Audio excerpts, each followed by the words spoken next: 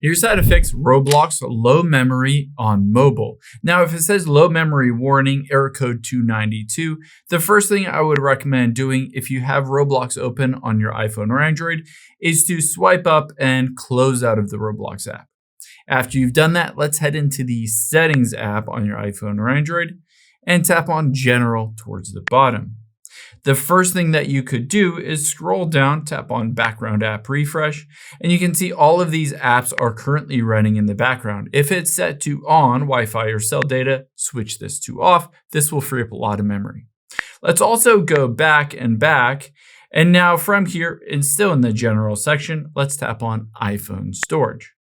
Now, you're going to check at the very top. You can see I've used 85 of 128 gigs, and I have about 42 gigs left. If you have less than 1 gigabyte left of storage on your phone, unfortunately, you need to go in and tap on an app and then just delete an app to free up some space. However, if you're good, if you have more than a gigabyte of data left, let's scroll down and find that Roblox app. So let's find Roblox on here.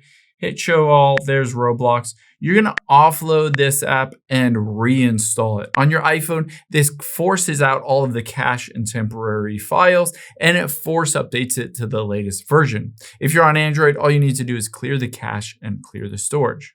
Now, after you've done that, you can open up the Roblox app, start playing games, and you won't get that warning.